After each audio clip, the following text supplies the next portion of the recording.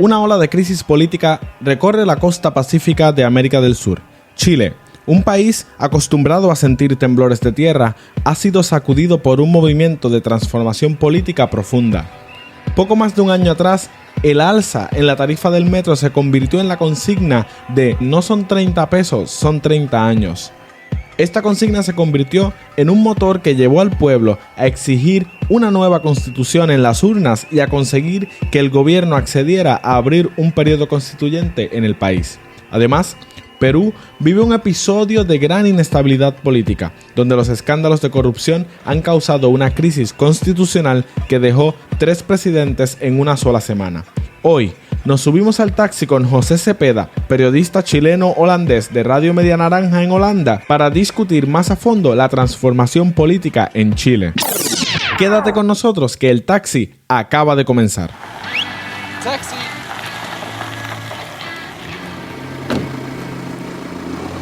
Bienvenidos al Taxi de Democracia Abierta, la sección en español y en portugués de Open Democracy, un espacio de análisis político y social donde buscamos promover el pensamiento libre para el mundo.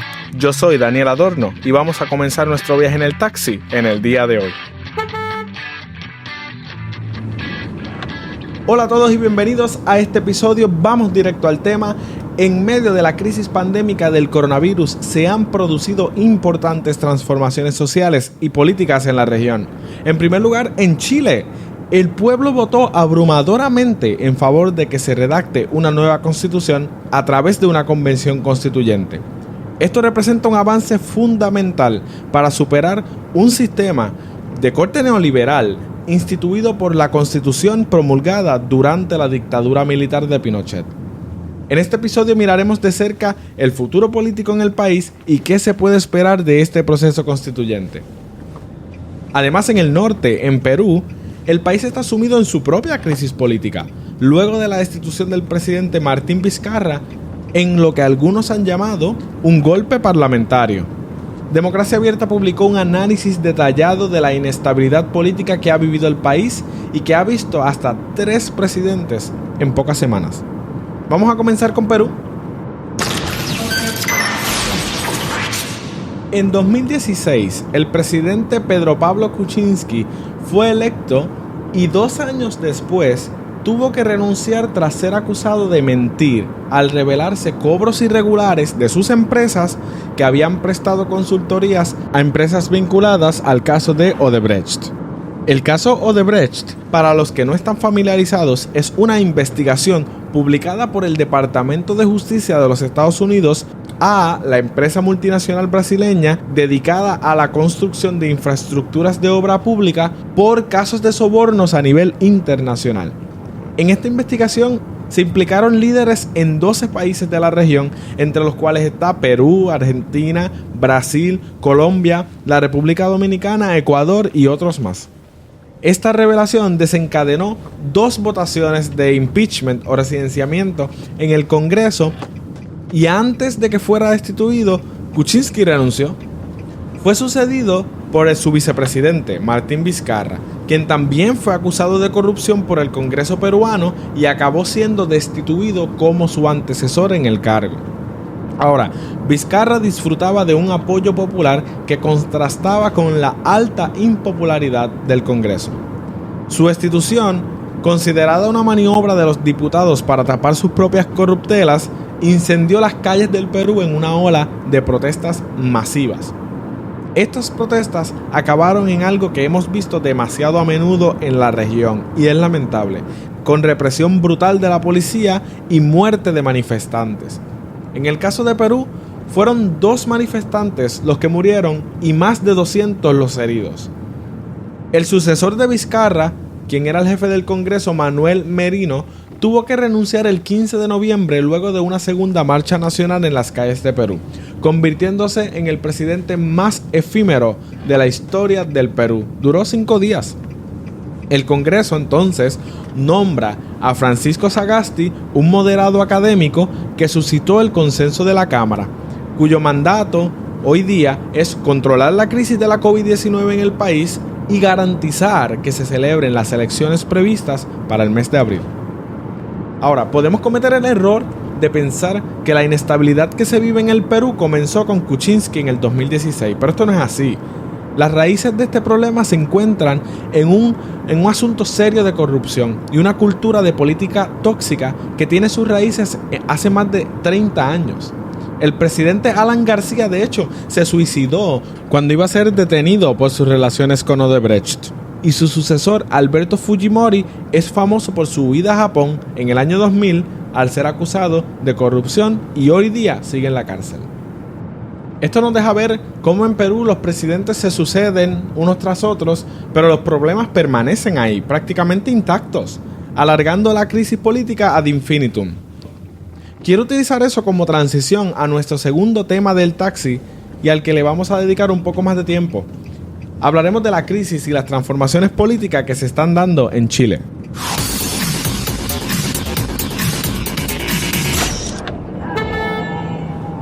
Y para que no tengan que seguir escuchándome a mí únicamente hablar al micrófono, tengo el privilegio de contar con un tremendo invitado en el taxi, con quien quiero desarrollar este tema.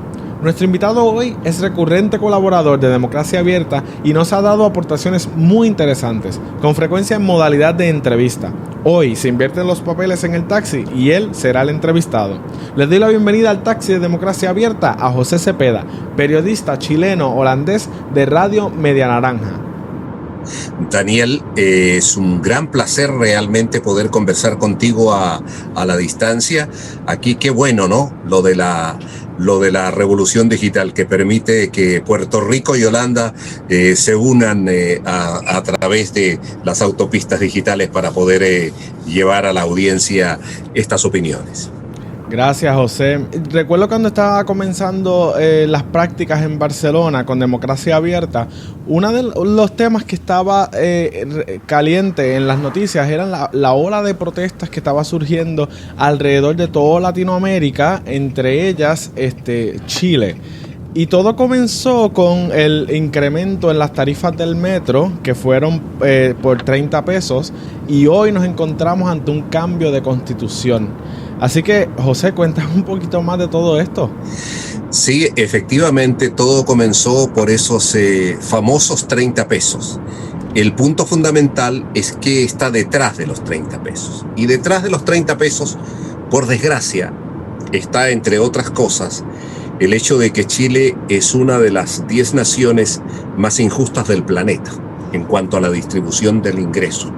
Para dar un ejemplo concreto, el 20% más pobre de los chilenos percibe el 3,3% de los ingresos del país y el 20% más rico percibe el 62,2%. Ahí está servido el conflicto. Es decir, cuando la diferencia es agresiva, cuando la diferencia es insultante, tarde o temprano se va juntando la rabia, el disgusto, la injusticia, el malestar, hasta que llega un momento en que explota por la razón más insignificante que uno pueda imaginarse, pero que detrás de esa pequeñita razón hay una montaña que justifica lo que ha sucedido en Chile. Una de las cosas que más me llamó la atención fue que ante el mundo, Chile se percibe como uno de los países más estables de Latinoamérica. Esto por la tradición neoliberal que es uno de los países más privatizados de Latinoamérica. Y esto le da como que un ojo a la comunidad internacional de que es estable. Pero según usted menciona, la estabilidad solamente es para algunos. ¿Cómo funciona esto de Chile ser una economía, entre comillas, estable? Es que los datos macroeconómicos del país son buenos y pueden ser exhibidos incluso hasta el día de hoy como un ejemplo para la región. Naturalmente que en esa visión macroeconómica existe, como tú mismo lo dices, un gran interés por parte de todo el sector neoliberal de exhibir a Chile como un país triunfante que está al borde de ingresar al primer mundo. Y sin embargo, tenemos declaraciones realmente asombrosas del ex ministro de Salud, Mañanich, que en un momento determinado dice, bueno, yo no había ido a las poblaciones marginales y no sabía la tremenda pobreza y el desamparo en la que vive esa gente. Y ese es uno de los problemas del país. Es decir, hasta hace muy poquito tiempo no se veía la pobreza, se escondía debajo de la alfombra. Y entonces, por un lado, la protesta ha tenido el mérito de poner al descubierto eso, y por el otro, peor todavía, la pandemia del coronavirus ha puesto en exhibición mundial la pobreza que hay en todas las latitudes, en toda América Latina. Estamos viendo, digamos, las imágenes de una pobreza tremenda y de cómo la gente muere en las calles, y no estoy tratando de exagerar, sino que plantear una realidad que hemos visto en países como el Ecuador, por ejemplo, ¿no? En Guayaquil, y eso es lo que se transforma en un fermento de toda esta protesta. Eso no significa, y yo quiero dejar esto clarísimamente establecido, que desde mi punto de vista no existe ninguna razón, por poderosa que sea, que justifique el delito y la violencia por parte de los sectores más radicalizados que iniciaron esta protesta. Aquí hay dos extremos que terminan juntándose. Por un lado, tenemos ese sector extraordinariamente marginado, al cual se le estimula desde el narcotráfico, desde el crimen organizado y desde los sectores revolucionarios, entre comillas, trotskistas, maoístas, llámese como se llame, para aprovechar este caldo de fermentación popular y hacer destrozos de la infraestructura nacional, que perjudica precisamente a los más pobres. No son los ricos los que viajan en metro. Sí. No, son gente pobre. Entonces, eso es lamentable. Y del otro lado... También otro asunto importante ha sido el exceso y el uso de la fuerza para manejar las protestas por parte de las autoridades del gobierno. Este es un tema grueso y muy importante. Yo lo dije, que yo estoy absolutamente en contra del uso de la violencia, y me refería principalmente a los sectores más radicalizados de los que protestaban. Pero qué bueno que tú sacas este tema, porque efectivamente hay otra violencia. Y es la violencia derivada de una convicción, y aquí hay otra diferencia entre la izquierda y la derecha en América Latina fundamentalmente, y es que la derecha siempre va a preferir el orden a la justicia. Y para mantener ese orden necesita y cree que el único camino es la represión. Mire, que la gente sale a protestar, pues que vayan 10.000 policías. No, pero es que sale mucha gente, pues que vayan 20.000 policías. No. La represión no es el único camino. Es decir, el mejor camino es la prevención. Y cuando hay que ocupar la represión, lo otro que ha quedado claro, no solo en Chile, pero fundamentalmente en mi país, con más de 200 casos efectivamente de gente que ha perdido la vista por el uso de estos perdigones, pero no es solo eso, los abusos sexuales, la tortura. Es decir, se han registrado una serie de prácticas absolutamente ilícitas por parte de los representantes del Estado. Y es que los representantes del Estado no están capacitados para emplear la represión en su justa medida, ¿no? Y entonces salen a golpear a saco, salen con propósitos absolutamente delincuenciales. Y entonces eso es lo que hay que cambiar. Por eso que se ha planteado con mucha fuerza, y creo que en ese sentido también vamos por el buen camino, la necesidad de una reforma, digamos, de la policía. Aquí se necesita una reforma que involucre no solo el cambio de ciertas autoridades, sino que el cambio de mentalidad, como lo hemos conversado a través de todo el programa. Y saber que aquel que sale a protestar en la calle y que tiene razones poderosas para hacerlo porque no tiene que darle de comer a sus hijos esa noche, bueno, esa persona no puede ser motivo de transformación de ciudadano en presa de casa, ¿no? Como ha sucedido desgraciadamente en mi país. Y tenemos casos célebres como el muchacho Gatica, que perdió no solo un ojo sino los dos, que ha quedado totalmente ciego por el solo delito de querer transformar para bien Chile. Y como ya hemos comentado acerca de estas desigualdades que se viven en el país, ¿cómo se ve esto? ¿Cómo se vive en el país estas desigualdades? Hay una famosísima filósofa española, Adela Cortinas, que inventó el término aporofobia, que significa odio a los pobres. Bueno, eso yo creo que se ha inspirado mucho en América Latina, porque eso es moneda común en la región, este desprecio por los pobres. Chile, infortunadamente, es un país muy clasista y muy racista, muy discriminador de la gente humilde y muy poco deseoso de cambiar las estructuras. Pero estamos en un proceso, digamos, que avanza hacia eso y que tiene una serie de dificultades extraordinariamente grandes. De partida porque el presidente de la República es el menos interesado en cambiar la Constitución. Porque cree, y esa es su creencia más firme, que la nueva Constitución no va a resolver los problemas prioritarios del país. Y lo peor de todo, Daniel, es que no hay nada peor que una media verdad. Okay. Porque esto tiene cierta razón. Es decir, efectivamente, hay cosas que una constitución no puede resolver. Pero ¿cuál es el problema real? Una constitución es un contrato social. Y ese contrato social ha dejado de tener vigencia en el país porque la mayoría de los chilenos, ahí está el resultado del referendo, no cree en ese contrato social.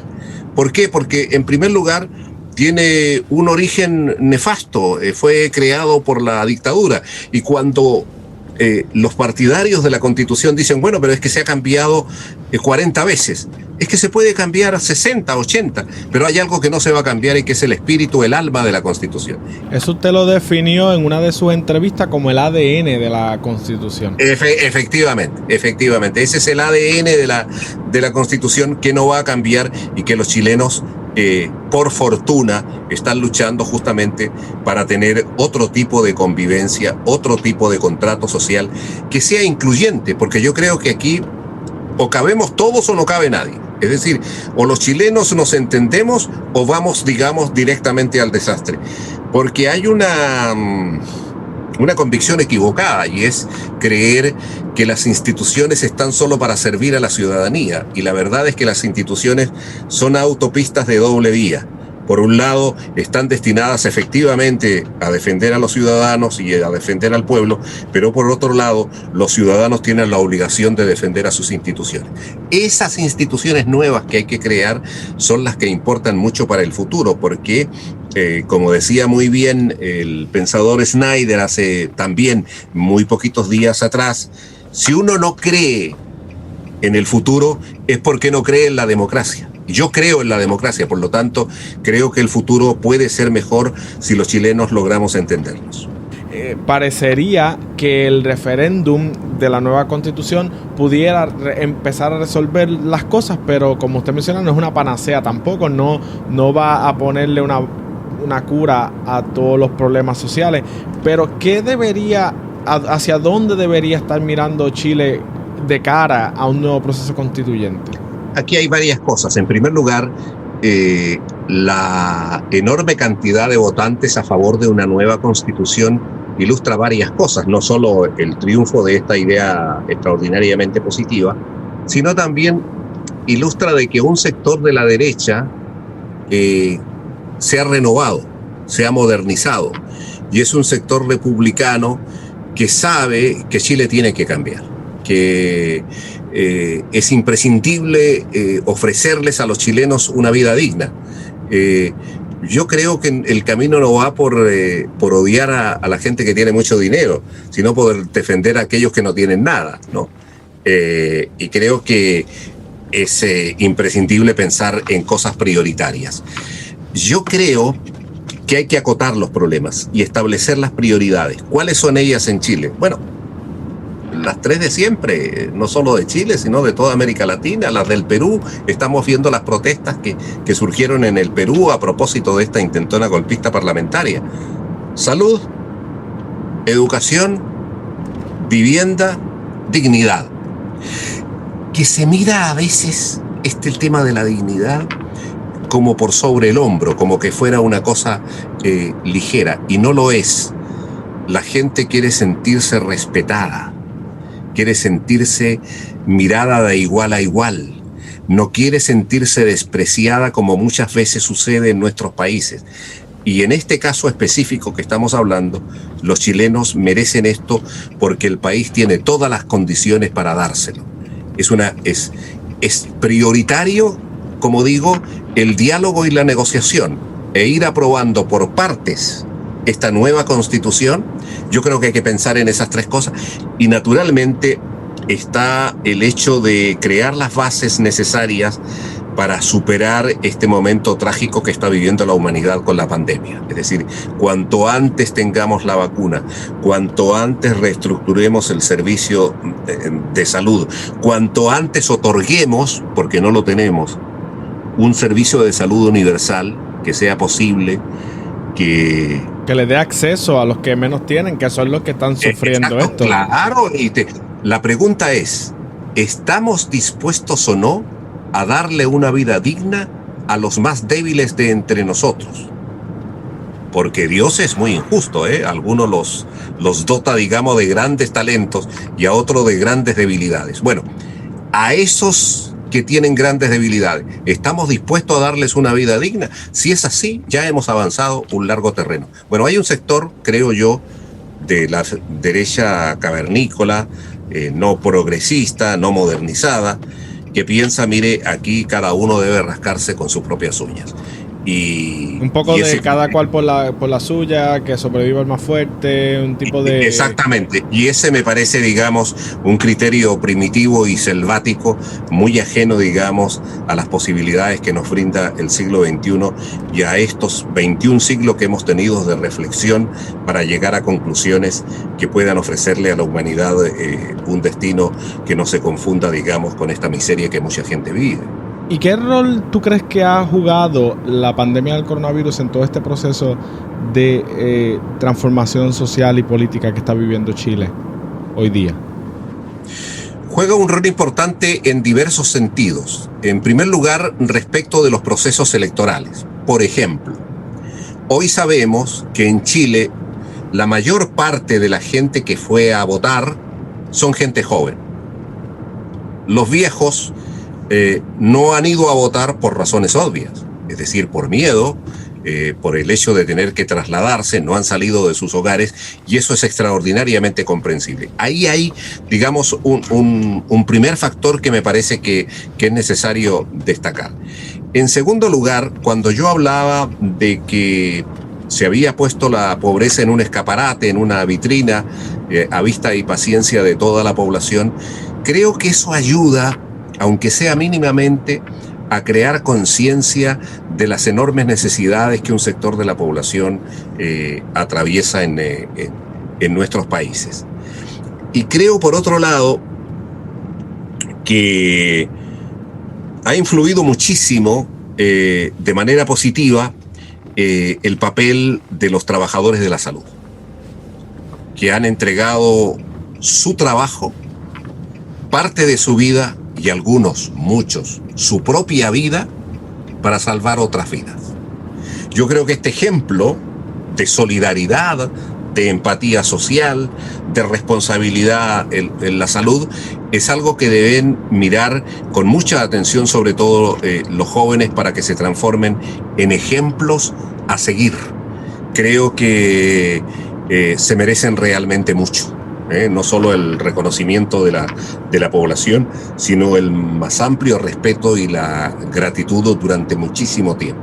Ahí hay tres factores, digamos, que influyen desde el punto de vista positivo de la pandemia: la juventud por un lado, la puesta en el centro de la miseria, y en tercer lugar el trabajo noble, tremendo que están haciendo la gente del sistema de salud en todos los países. Y en esa línea de que hablas sobre el rol de la juventud en todo este proceso, no es solamente el cambio jurídico y legal que está contenido en un documento, es un cambio generacional que precisamente es lo que permite que ahora se puedan hacer estos cambios, porque empieza el cambio generacional a proponer no tenemos por qué ceder a estas cosas.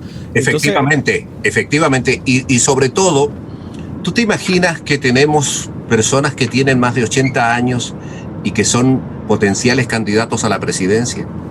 Bueno, eso es muy loable si le piden a esa gente que sea candidato, pero es muy triste para el país que no existan, y sí los hay, Sí los hay. Sí, Jóvenes competentes, jóvenes. nuevas generaciones, digamos, que asuman el relevo político. Yo creo que en ese sentido, las viejas generaciones políticas tienen una deuda impaga, que es no haber creado la posibilidad del surgimiento de nuevas figuras que estén a la altura de los desafíos que debe enfrentar el país. Pues José, yo creo que la aportación ha sido muy valiosa y yo estoy seguro que toda nuestra audiencia del taxi ha disfrutado mucho esta conversación. Pues para mí ha sido un gusto viajar en este taxi, Daniel, y espero que lo volvamos a hacer una vez más. Siempre un gusto poder darle espacio y voz a estas conversaciones tan importantes. Daniel Edgardo Adorno Cruz, un abrazo desde Holanda hasta Puerto Rico. Sin duda, las evoluciones políticas que se están dando en Chile representan un resarcimiento de la movilización social, protagonizada en gran medida por nuevas generaciones de líderes cívicos y sociales. En Perú, parece claro que los jóvenes están hartos y no piensan quedarse quietos mientras ven cómo la democracia se degrada más y más. Esto debe ser un reflejo para nosotros y un ejemplo de que son posibles las movilizaciones políticas y que transformen las instituciones. Y no solo eso, como vemos en el caso de Chile, esas transformaciones van a la médula y al fundamento del contrato social enmarcado en la Constitución del país. Las movilizaciones populares no son fútiles. En sí pueden ser cunas de estremecimientos que sacudan los cimientos de nuestras sociedades. Esto ha quedado claro cuando vemos en qué se ha convertido la oleada de protestas que se vivió en la región el año pasado y su efecto en el presente. En las pasadas semanas, Democracia Abierta ha publicado una colección de artículos periodísticos que busca enmarcar el estallido social que se produjo de octubre a diciembre de 2019, con fuertes protestas en Chile, Bolivia, Ecuador y Colombia. El título de este nuevo ebook o libro electrónico es Un canto que vino del sur, crónica y análisis de un estallido social latinoamericano. Échale un vistazo a las aportaciones analíticas en formato de crónica documental para profundizar un poco en los eventos que estremecieron el contexto político latinoamericano y cuyos movimientos continúan moldeando el presente y el futuro de la región. Espero que les haya gustado este viaje en el taxi sobre la crisis política en Chile y en Perú. Puedes encontrar toda la programación de Democracia Abierta en nuestras redes sociales. Y si te gustaría escuchar un tema particular en el taxi, por favor escríbenos en los comentarios. Les agradezco mucho su sintonía y busquen todos nuestros episodios a través de las redes sociales y a través de Anchor.fm, Spotify y tu plataforma favorita de podcast. Gracias por viajar con nosotros en el taxi de Democracia Abierta. Síguenos en Facebook, Twitter, Instagram y YouTube. Y suscríbete a nuestros boletines para que recibas todo el contenido más reciente de Democracia Abierta. ¿Cuál será el próximo destino del taxi en Democracia Abierta? No te pierdas el próximo episodio.